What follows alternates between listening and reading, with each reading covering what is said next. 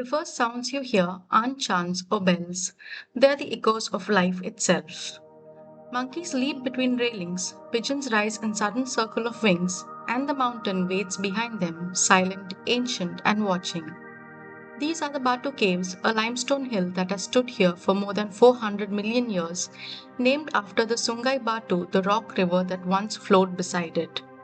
For centuries, the caves lay hidden behind forest and vines, home only to bats, swifts, and echoes of rain. Built in 1891, an Indian trader named K. Thumbuswamy Pillai looked up at this cliff and saw the shape of a whale, the divine spear of Lord Murugan. He believed it was a sign and he built the first temple inside these ancient chambers, transforming stone into sanctuary.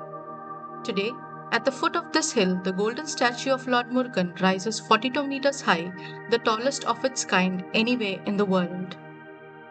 In front of Murugan's gaze, life unfolds like a prayer that never ends. Pigeons rise in circles above the courtyard, monkeys weave between visitors, vendors call out selling garlands and offerings. Tourists point cameras, children feed the birds, and somewhere a temple bell cuts through the noise, a sound that reminds everyone this is still a sacred ground. For some, it's a visit, for others, a vow, but for all who stand here between chaos and devotion, Batu Caves feels alive. இங்கே யார் எந்த flower வாங்கிடுவாங்க அதிகமாக இங்கேருந்து?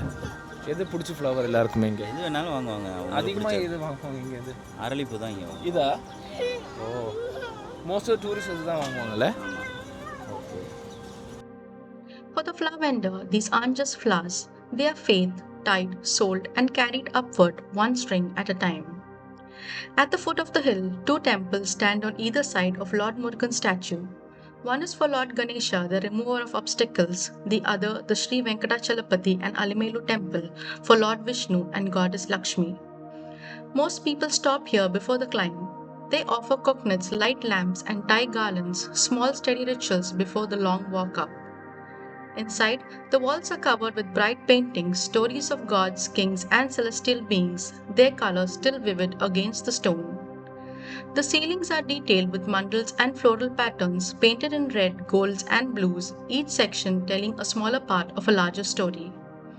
When you look up, the light from the lamps dances across the panels, and for a moment, the entire space feels alive. Outside, families rest in the shade, children play near the first step, and elders wait looking up at the staircase ahead. There's a quiet pause here, a stillness before the sound, before the climb. For most, this is where the journey truly begins, not on the stairs, but here, where faith gathers itself before rising.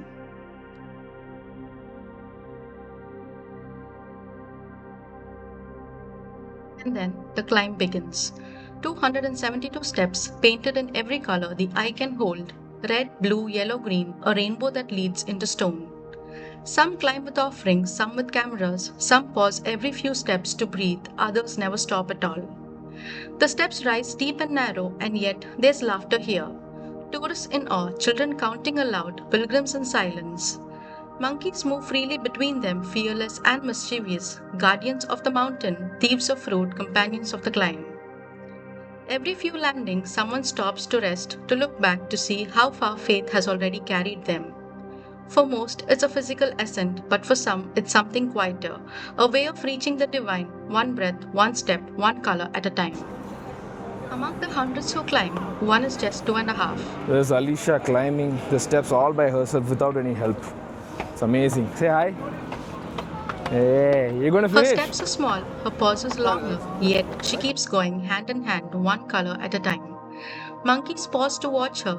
Tourists smile, making space as she passes, tiny feet tracing 272 steps of Vibhu? determination. You're tired? You want me to carry? You want me to carry? You want me to... Then go. Come. And when she finally reaches the top, she looks up not at the cave or the sky, but at us, smiling, breathless, and proud.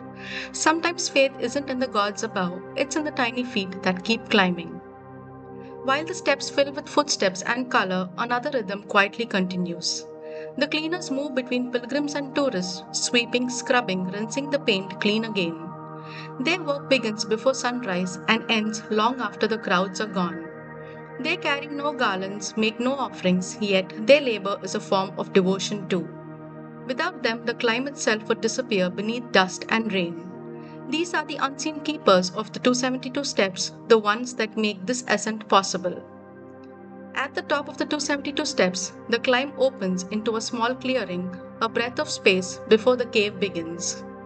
A few stalls line the path selling peacock feathers, rudraksha beads, and tiny Murugan idols.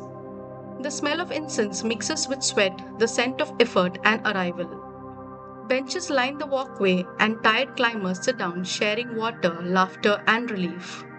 A boy waves a bunch of peacock feathers, their eyes catching the light, a symbol of protection and grace.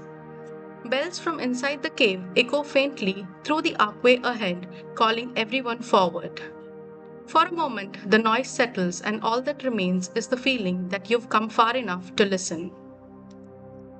At the center of the cave stands the Sri Velayuthar Temple, the main shrine of Batu Caves dedicated to Lord Murugan. Priests perform the daily puja, lighting camphor and offering coconuts while devotees queue with flowers and fruits. The sound of drums and bells fills the chamber, echoing through the limestone walls.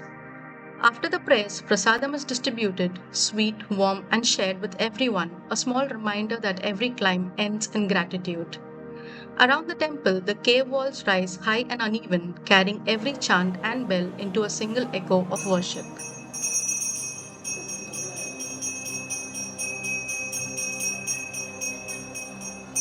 Just outside the Sri Velayuthar Temple, the limestone rises sharply overhead. These rocks are over 400 million years old, shaped by rain and time. Roots hang from cracks, water drips in thin lines down the walls, and swifts dart through the air between patches of light. The stone feels alive, ancient, and patient. Standing here, you see how nature and faith share the same space, one carved by time, the other by belief. This path leads to the upper tier of the cave temple, where the roof opens completely to the sky. At the top stands the shrine of Lord Murugan with his two consorts, Valli and Devayani, symbols of love, courage, and devotion. Nearby, a shrine to Lord Shiva, Murugan's father, completes the circle of the divine family. Ganesha below, Murugan at the center, and Shiva above. It's the last climb, but it doesn't feel like an ending, more like a pause before you return to the world below. The way down feels different. The colors are the same, but the climb has changed you. At the base of the steps, I met the pigeon feeder. He stands surrounded by hundreds of birds scattering grains across the courtyard with both hands. He tells me the pigeons are his family, that they recognize him, and every morning they wait watching from the railings until he arrives. I fed them too just for a while, and in that moment it feels like everything here, the noise, the devotion, the climb, the birds, all belong to the same rhythm.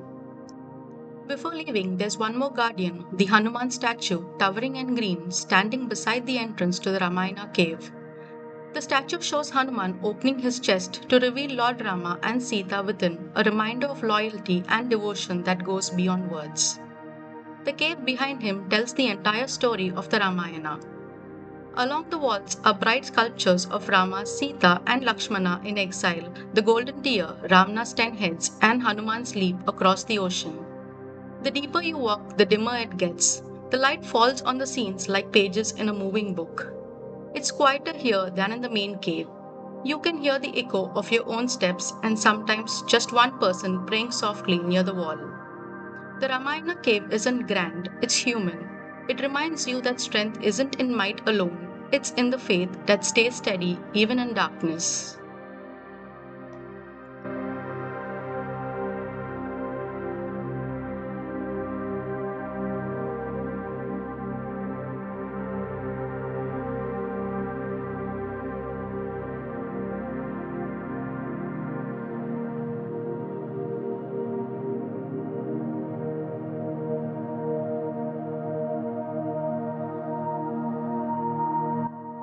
At the end of it all, Batu Caves isn't only about gods or gold.